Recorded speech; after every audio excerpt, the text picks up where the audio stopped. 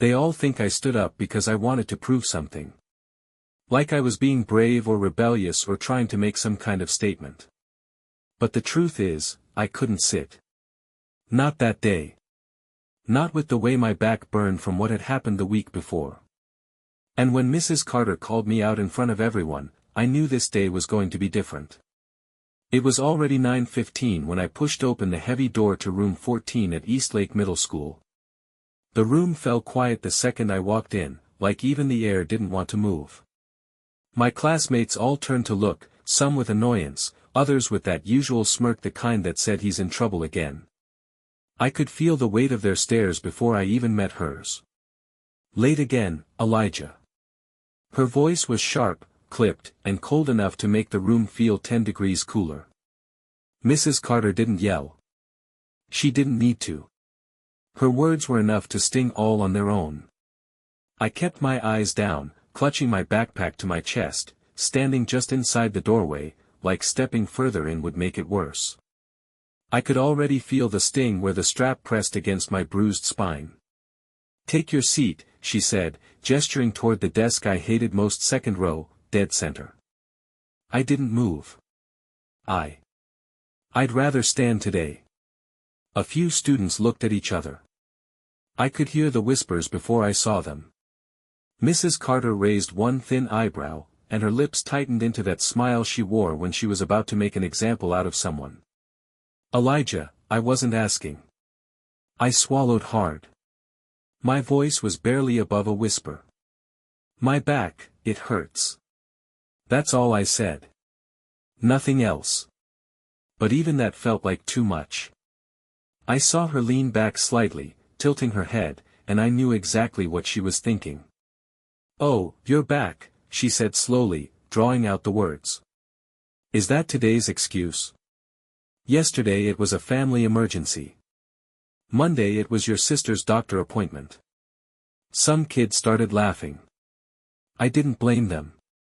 That was what they were used to me, always late, always making excuses, always messing something up. But they didn't know. They didn't see what really happened when the class was over. They didn't feel what I felt when she smacked that ruler against my lower back last week just because I slouched. I couldn't sit. That was the truth. But truth didn't matter much in that room. I said, "Sit down," she snapped, slamming her hand on the desk loud enough to make a few kids flinch. I stayed standing. "I can't," I said again, my voice breaking just a little. And that's when everything went still. She didn't raise her voice this time. She didn't need to. The calmness in her tone made my stomach twist into knots. "Well then," she said, walking to the board and erasing the simple algebra problem we were supposed to work on. "If you're too special to sit, maybe you're also too special for 8th grade math." She started writing something else. Fast. Confident. Symbols I hadn't seen in our class before. She stepped back and underlined the problem with a flick of her marker. "This is a calculus equation," she said with a cruel smile. "From my 11th grade AP class. If you're going to stand and act superior, you can solve this. Right here. Right now."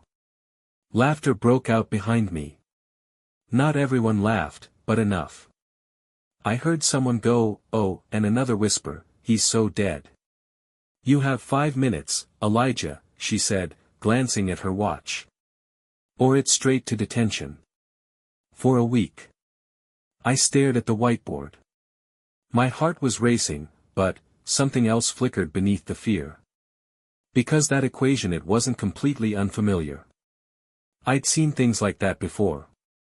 Every Tuesday and Thursday for the past year, I'd been sneaking off to the city library after school. While the others were out playing basketball or scrolling through TikTok, I sat under buzzing fluorescent lights in the far back corner, working through old college textbooks someone had left behind. Alone. In silence. Just me and the numbers. No one at school knew. Not even my parents knew how deep I'd gone. I didn't tell anyone because I didn't want the attention. I just loved the way math made sense when the world didn't. When my mom came home exhausted from her second shift, when my dad's hands were cracked from another failed job hunt, when the noise at home felt too loud, the numbers were quiet. They followed rules. They didn't talk back or judge me. They made sense. And now, standing in front of a problem meant to humiliate me, I recognized the patterns. My hands were shaking as I took a step forward. "She's gonna destroy you, man," someone whispered. I picked up the marker anyway. At first, I didn't even realize the room had gone silent again. My mind was somewhere else entirely, deep inside the curves and edges of the problem, somewhere in that strange peaceful space where everything makes sense if you just stop fighting it. I heard someone whisper, "Oh, he's actually trying," followed by a few stifled laughs, but it barely registered. My marker was already gliding across the whiteboard, slow at first, as I tried to wrap my head around the structure, then faster, as familiar shapes and steps began to appear like old friends coming back from a long trip. Behind me, the murmurs changed. The laughing stopped. I could feel their attention shifting. This wasn't what they expected. They thought I'd freeze, maybe draw a cartoon and get sent to detention with a dramatic eye roll. Instead, I was solving the damn thing. I heard Dylan whisper, not joking this time, "Wait, what's he doing?" Ms. Baxter was still leaning against her desk, arms crossed like she didn't have a doubt in her mind how this would end. She looked bored, like she was already mentally filling out my detention slip, but I kept writing, ignoring the way her eyes narrowed every time I moved to the next step. I was halfway through now, and even I was starting to feel surprised at how clearly it all came together. I double-checked my substitution, moved to integration, and paused just long enough to make sure the signs were correct. Then I underlined the answer twice, not for drama, just out of habit, and finally turned around to face the room. It was like walking into a different reality. Every face in that class was watching me, not with the usual mix of boredom or annoyance, but with this stunned, frozen attention. Nobody said a word. Not even Dylan. Not even the girls who usually whispered through every lesson. And Ms. Baxter, she pushed herself off her desk, walked up to the board, and stared at my work like it was written in fire. I saw the confusion hit her first, her eyebrows twitching as she followed each step. Then came disbelief. Then something else. Anger. "This is," she started, then stopped, scanning my work again, her eyes darting across the equations like she was hoping to find a mistake and rip it apart. I didn't say anything. I didn't need to. I'd done it. I knew I had. Finally, she turned to me. "Where did you copy this from?" Her voice had gone hard, cold again, but now there was something behind it. Not just authority. Panic. "I didn't copy it," I said, trying to stay calm even as my chest tightened. "I just solved it." Her face twitched. "Impossible. There is no way you solved this. You're barely passing 8th grade math." "I've been studying on my own," I told her, louder this time, my voice shaking not from fear but from the frustration of being told again that I couldn't possibly be what I know I am. "I go to the library. I've been working on calculus for almost a year." "Enough," she snapped, cutting me off like my words were something ugly in her classroom. "I don't know how you pulled this stunt, but I won't tolerate cheating." "I didn't cheat," I said again, and I heard the edge in my own voice now, not yelling, not disrespectful, but refusing to disappear. "That's the right solution. If you check." "Are you telling me how to do my job now?" she said, and then, in one furious motion, she grabbed the marker from my hand and started scribbling over my work, hard and messy, like she was trying to erase not just the solution, but the fact that I'd done something she hadn't expected. Then she tore the paper from my desk, the one with my notes, and ripped it right in half. "Principal's office. Now," she said, pointing to the door, her voice trembling with fury. "Cheating. Disruption. Disrespect. Out." I picked up my bag slowly, hands still shaking, not from guilt, but from something hotter, the realization that I could solve the hardest thing in the room and still be treated like a problem. I turned to leave, but just as I reached the door, I heard a voice from the back. Soft. Almost scared. What if he actually did solve it? It was Maya, the quiet girl who never raised her hand, never got involved in anything. She looked straight at Ms. Baxter when she said it, and I saw the teacher freeze for half a second. But then she turned her full glare on the class. Not another word, she snapped. This is not a debate. I walked out without looking back. Outside the principal's office, I sat alone on the wooden bench with my backpack still pressed to my chest. A couple of kids passed by in the hall, their footsteps echoing like distant thunder. The secretary looked at me once, her mouth tight like she wasn't sure if I was trouble or just tired. I didn't look back. I just sat there, listening through the glass as Ms. Baxter's voice rose and fell behind the closed office door, accusing me of everything from disrespect to academic fraud. And all I could think was, I did the math right. I know I did. And still, here I am again. Waiting to be punished for something I did right.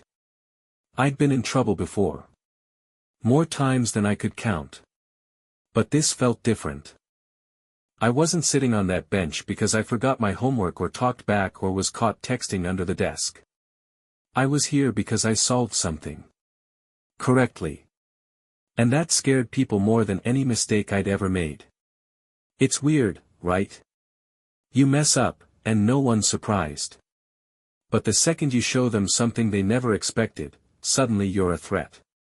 Through the frosted glass of the principal's door, I could see shadows moving. Hear muffled voices. Ms. Baxter was in there, I could tell by the sharpness in her tone, rising and falling like a storm building up speed. The word, insubordination, hit the air like a slap. Then, cheating. Then a long list of reasons why I didn't belong in her class, or maybe any class at all. She says you refuse to sit. Then somehow produced a solution to a problem he couldn't possibly have solved on his own, came the deeper voice, Principal Harris. Calm. Skeptical. Tired, maybe. Like he'd been doing this job long enough to know kids lie, but also that adults do too. I wondered which side of that line he'd place me on. Then the door opened. Come in, Tyler, Principal Harris said, holding the door for me like this wasn't the 100th time I'd been in that office. But this time, I didn't slouch. I didn't try to play it cool. I walked in slow, back straight, or at least as straight as I could manage without crying out from the pain. Ms. Baxter was already seated across from his desk, arms folded, her mouth tight with disapproval. She didn't even look at me. Just stared straight ahead, like the verdict had already been written and she didn't need to argue anymore. Ms. Baxter has explained the situation, the principal said, settling behind his desk. But I'd like to hear it from you. I nodded, tried to speak, but my throat tightened. I looked at the floor. I didn't cheat, sir. I solved the problem. I swear. Oh, please, Ms. Baxter muttered under her breath. This is getting absurd. Let him finish, Principal Harris said, holding up a hand. Then he looked back at me. Go on. I've been studying advanced math, on my own, I said, trying to keep my voice steady. I go to the library almost every week. I work through textbooks, online lessons. No one really knows about it, 'cause I don't. I don't tell anyone. Ms. Baxter scoffed. And now, suddenly, he's a self-taught calculus genius? I didn't say that, I said, my voice rising a little. I love numbers. They make sense. They don't lie. Principal Harris leaned forward. Why did you refuse to sit, Tyler? That question hit harder than I expected. Because now I had to make a choice. I could lie. Say I was being defiant, or my back hurt from sleeping wrong. But then I'd be protecting the person who'd put those marks there. Again. My eyes met hers, Ms. Baxter's, just for a second. And there it was. That warning look. The same one she'd given me before. Cold. Calculated. I swallowed hard. I fell, I said, my gaze dropping. Lying again, she said instantly, like she had the script memorized. Principal Harris studied me for a long moment. Take off your backpack, he said quietly. I hesitated. Then I slid it off and set it down slowly.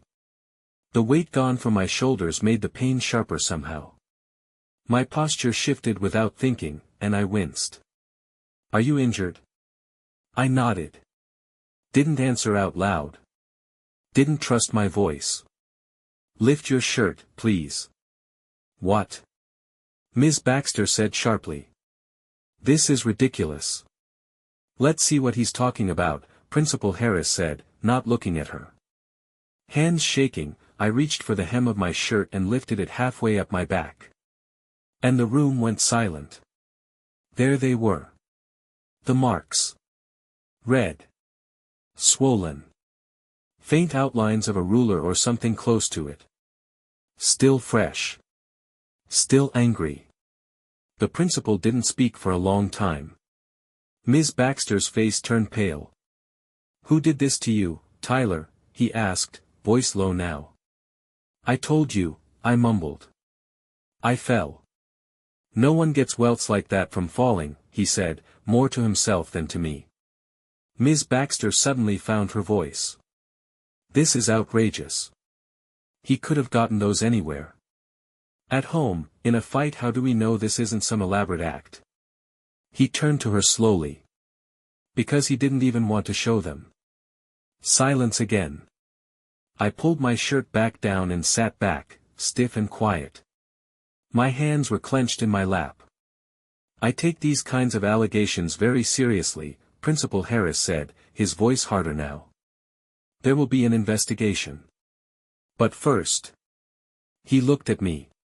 You said you solved that calculus problem on your own. Yes, sir. Then I want you to prove it.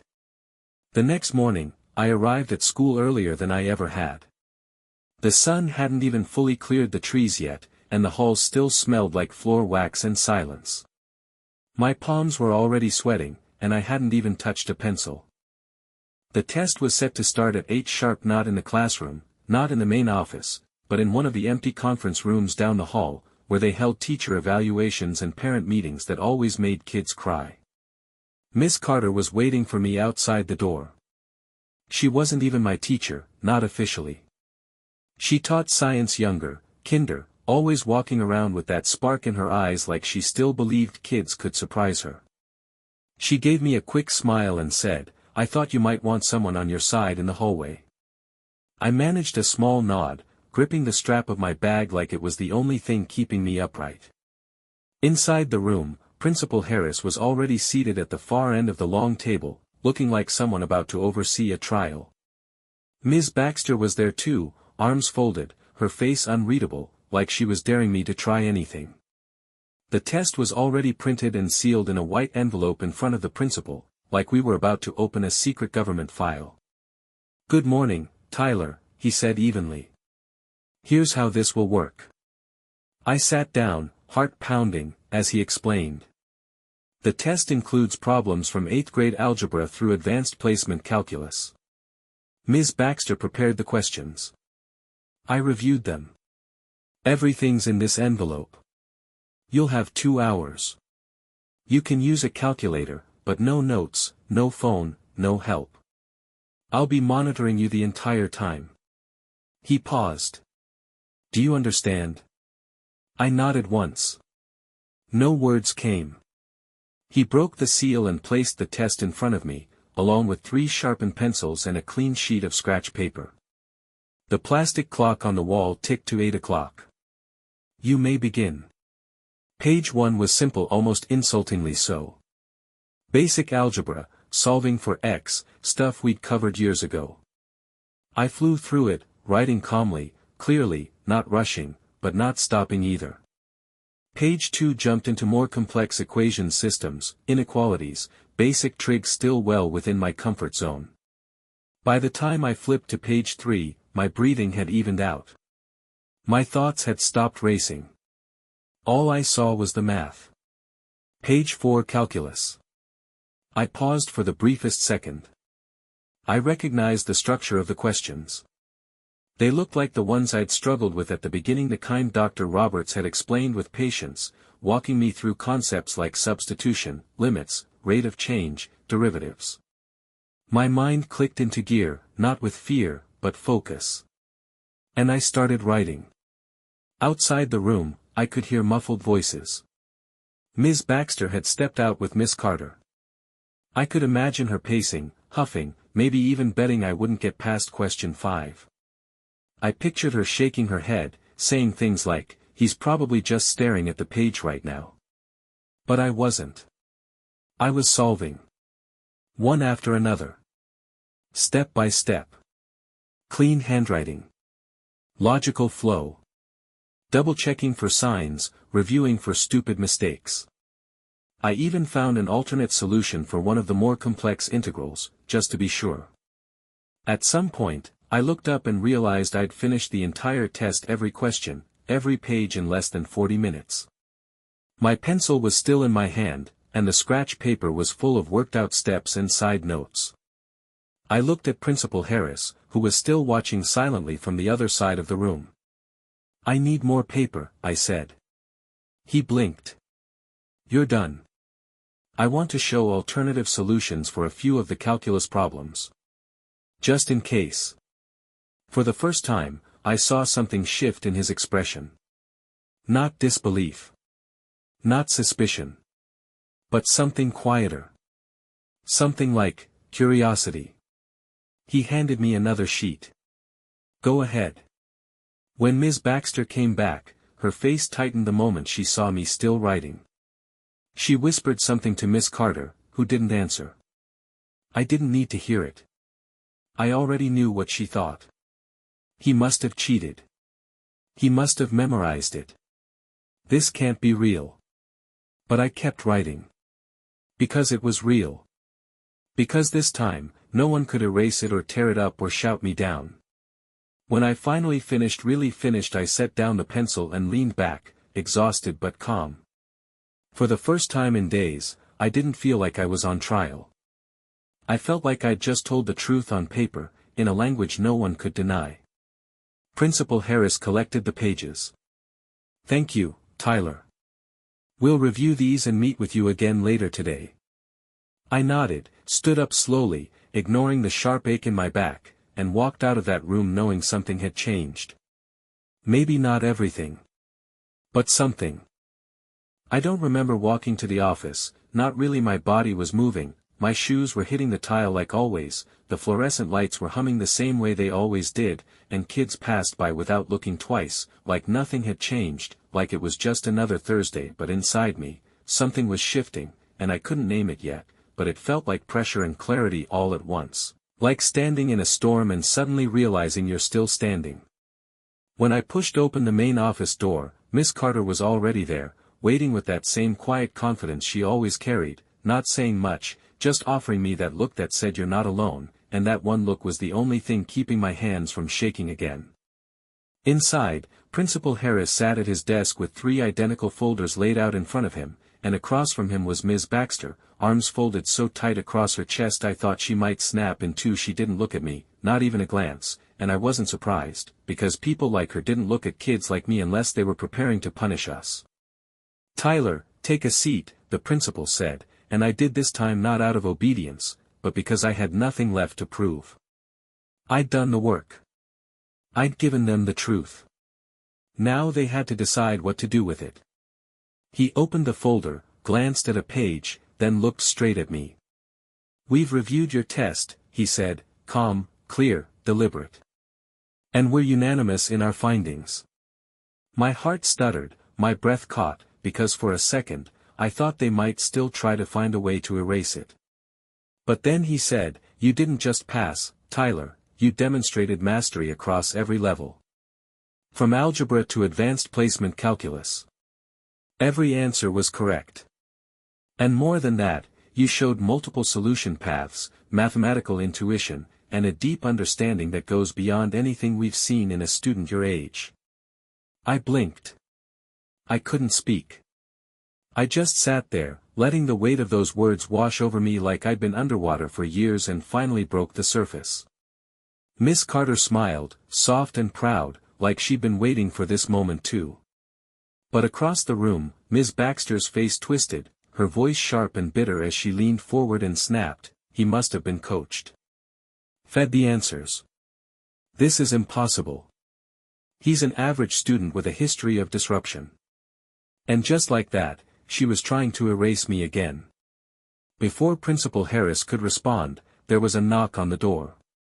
When it opened, everything shifted. Dr. Roberts, the university professor from the community center, walked in wearing his old corduroy blazer and wire-frame glasses, carrying the quiet authority of someone who didn't need to prove anything to anyone. He looked at me first and nodded, then addressed the room like he belonged there. "I apologize for the interruption," he said, "but if this conversation is about Tyler Evans, I believe I can offer some relevant context." He introduced himself, full title and all, then calmly explained that he'd been mentoring me for 6 months, watching me work through university-level calculus and modeling problems most adults wouldn't dare to touch, and as he spoke, he flipped through my test with the ease of someone who actually understood what he was reading. "This is Tyler's voice on paper," he said, holding up the pages. "This logic, this problem-solving rhythm, I've seen it in our sessions over and over again. This isn't memorization. This is fluency. And it's real." Ms. Baxter looked like the walls were closing in. "You expect us to believe he's some kind of prodigy," she muttered, but her voice didn't have the edge anymore. It sounded smaller, almost uncertain. And Dr. Roberts, without missing a beat, said, "Whether or not you believe it doesn't change the fact that it's true." And then everything fell quiet. Principal Harris leaned back, looked between the three of us, and said what I thought I'd never hear from an adult in authority: "Tyler, we owe you an apology. For not believing in you. For allowing a space that punished your curiosity instead of nurturing it. You weren't the problem. We were." And I don't know how I held it together in that moment, maybe because I'd cried all my tears already, maybe because part of me still didn't trust it was real, but I just nodded, holding that moment with both hands, trying not to let it slip through my fingers. When I stood to leave, Dr. Roberts touched my shoulder and said quietly, "You don't need to prove your worth to people who've already decided not to see it. Just keep doing the work, and eventually, the right people will notice." I walked out of that office into a world that hadn't changed at all on the outside. Same lockers, same hallway, same chipped paint on the stairwell, but inside me, everything was different. For the first time in my life, I didn't feel like I was surviving school. I felt like I had arrived. And I knew, deep down, that there would be more battles ahead, more people like Ms. Baxter, more closed doors, more doubt, but now I had proof. Not just on paper. In me. In what I knew, what I saw, what I could build from numbers and silence. And as I stepped outside into the cool air, letting the door swing closed behind me, I thought about all the kids like me who stayed quiet in the back, who knew things no one asked them about, who carried gifts no one bothered to unwrap, and I made a promise, right then, to never let anyone erase me again. Not with doubt. Not with authority. Not with fear. Because they were wrong about me. And maybe, just maybe, they were wrong about a lot of us.